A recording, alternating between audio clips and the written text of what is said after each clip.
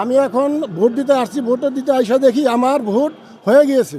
আমরা দেখতে পাচ্ছি আপনি কিছু একটা অভিযোগ জানাতে চাচ্ছেন, আসলে আপনার অভিযোগের বিষয়টি যদি একটু আমাদেরকে খোলাসা করে বলতেন। আমি এলাম ঢাকা 4-এর ভোটার এবং পশ্চিম জুরান কটর মেলের। আমি এখন ভোট দিতে আসছি, ভোট দিতে আইসা দেখি আমার ভোট হয়ে গিয়েছে।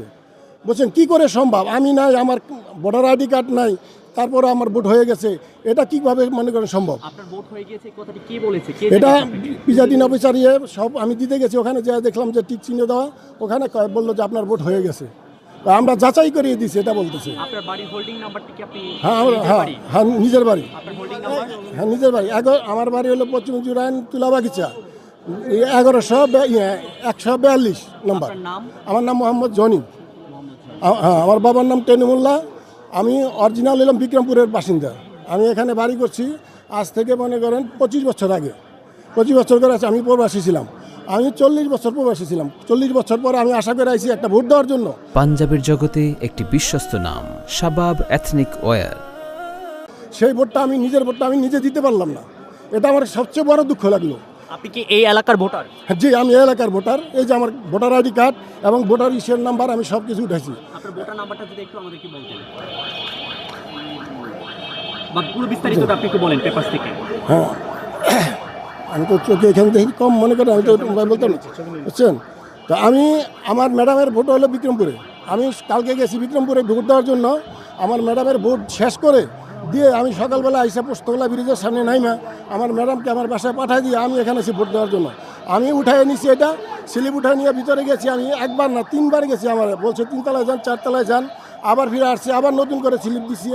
ওই স্লিপে ভুল হয়েছে, নতুন করে দিছে। আবার আমি গেছি স্লিপে লয়ে যাওয়ার পরে 3 তলায় আমি যখন গেছি, তখন আমি যে ভিতরে দেখতেছি যে আমার ভোট হয়েছে। বলতেছে আপনার ভোট হয়ে গেছে।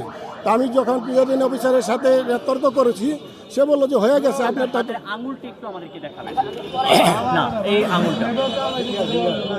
দর্শক মণ্ডলী দেখতে পাচ্ছেন, যিনি যার সামনে আমরা ক্যামেরা ধরে আছি তার হাতে কিন্তু কোনো ভোটারের দাগ নেই, যেটি সাধারণত ভোট দেবার পর একজন ভোটদাতার হাতে যেটি দাগানো থাকে, কিন্তু সেটি কিন্তু আমরা দেখতে পাচ্ছি না। আমরা যদি আপনাদেরকে ক্যামেরার সামনে থেকে সরাসরি দেখানোর চেষ্টা করি, যে রিসিপ্টটি আমাদের সামনে আছে, যে কেন্দ্র নং 53 ঢাকা কটন মিল আদর্শ উচ্চ বিদ্যালয়ে 4র্থ তলা ভবনের 3য় তলা, কেন্দ্র নং 4, এলাকা পশ্চিম জুরাইন 3, ওয়ার্ড নং 54 এবং ভোটার নম্বর হচ্ছে 1463।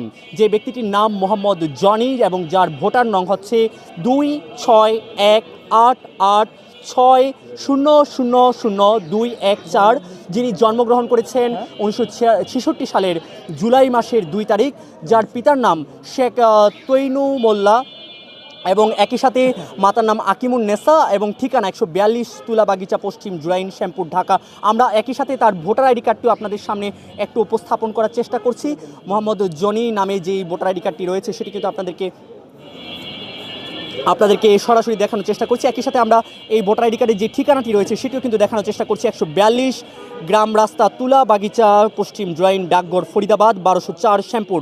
এই ব্যক্তি অর্থাৎ জনি নামে যে ব্যক্তি, যে ভোটার আইডি কার্ড এবং একই সাথে ভোটার রিসিপ্ট দেখতে পেলেন আপনারা, সেই ব্যক্তিটি কিন্তু এই মুহূর্তে যে কেন্দ্র রয়েছে জুরাইনের, যে ঢাকা কটন মিলস কেন্দ্র, সেই কেন্দ্রে তিনি উপস্থিত হয়েছিলেন ভোট প্রদানের জন্য, কিন্তু তিনি এসে জানতে পেরেছেন তার ভোটটি অন্য কেউ দিয়ে ফেলেছেন, অর্থাৎ তার ভোট দেওয়া সম্পূর্ণ হয়ে গিয়েছে।